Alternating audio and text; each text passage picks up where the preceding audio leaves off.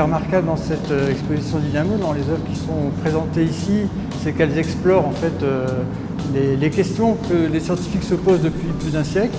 Je pense en particulier aux théoriciens de la Gestalt, qui sont toujours étudiés de nos jours. C'est la question de comprendre comment fait le cerveau pour reconstruire des formes, des objets, des espaces, à partir du seul stimulus lumineux, c'est-à-dire des photons qui arrivent sur notre rétine.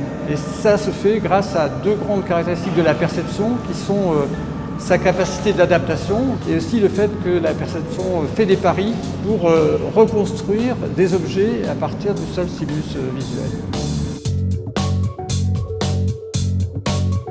On connaît bien les capacités d'adaptation de la vision. Ce qu'on connaît moins, c'est que notre rétine est capable de s'adapter aussi au contraste, la différence entre le blanc et le noir. Quand on regarde la partie supérieure du tableau, pendant quelques instants, notre système visuel va s'adapter à des contrastes élevés. Ensuite, si on porte son regard vers le bas, la partie basse paraît être complètement effacée, comme si c'était un blanc uni.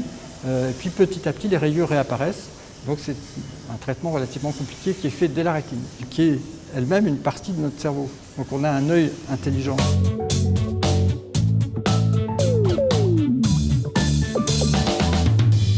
La différence de pas mal d'œuvres où l'artiste impose un point de vue particulier, là c'est le spectateur qui, de façon active, en portant son attention sur tel trait ou tel trait, va changer la perception.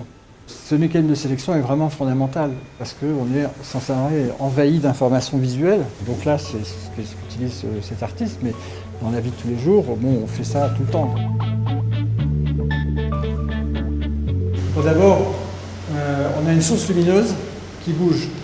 Donc c'est un jeu d'ombre et de lumière qui produit cette texture sur les murs qui donne une impression tridimensionnelle, un peu comme dans les dessins d'Escher.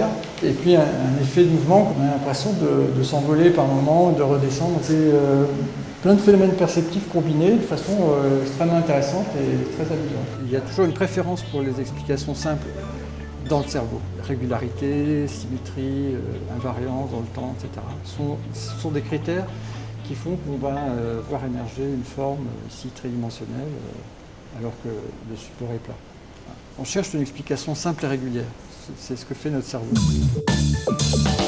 Beaucoup d'artistes ont été en avance par rapport aux scientifiques. Voilà, après, ce que font les scientifiques, c'est pas toujours drôle, c'est qu'il faut le montrer rigoureusement. Je pense qu'il y a vraiment des liens qui peuvent se créer entre les artistes et les scientifiques.